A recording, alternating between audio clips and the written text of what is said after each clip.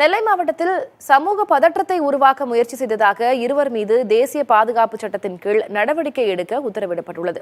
இதற்கிடையில் நெல்லை மாவட்டத்தில் சமூக அமைதியை காக்க எடுக்கப்பட்டுள்ள நடவடிக்கைகள் குறித்து ஆட்சியரகம் அறிக்கை வெளியிட்டிருக்கிறது. அண்மையில் நெல்லை தாலுகா காவல் நிலைய பகுதியில் அரிவாள், துப்பாக்கி உள்ளிட்ட ஆயுதங்களுடன் 10க்கும் மேற்பட்டோர் கைது செய்யப்பட்டனர். இது தொடர்பான விசாரணை நடைபெற்று வரும் நிலையில் ஆயுதங்களுடன் கைது செய்யப்பட்ட தச்சநல்லூர் பகுதியைச் சேர்ந்த கண்ணபிரான் மற்றும் வீரவநல்லூர் பகுதியைச் சேர்ந்த ராக்கி சிவா ஆகியோர் மீது தேசிய பாதுகாப்பு சட்டத்தின் கீழ் நடவடிக்கை எடுத்து மாவட்ட ஆட்சித்தலைவர் கார்த்திகேயன் உத்தரவிட்டுள்ளார். கடந்த பிப்ரவரி மாதமும் ஜேக்கப் என்ற நபர் மீது தேசிய பாதுகாப்பு சட்டத்தில் நடவடிக்கை எடுக்கப்பட்டிருந்தது. நெல்லை மாநகர பகுதிகளில் 262 தொடர் குற்றவாளிகள் மீது குண்டர் சட்டத்தில் நடவடிக்கை எடுக்கப்பட்டுள்ளதாக மாவட்ட நிர்வாகம் தெரிவித்துள்ளது.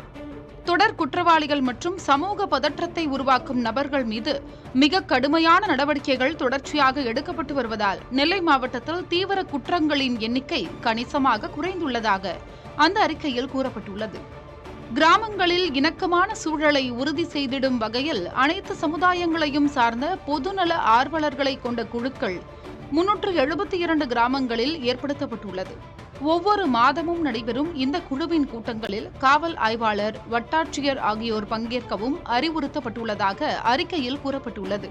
பல்வேறு இடங்களில் இருந்த சாதிய ரீதியிலான சின்னங்களும் அகற்றப்பட்டுள்ளதாக மாவட்ட நிர்வாகம் தெரிவித்துள்ளது.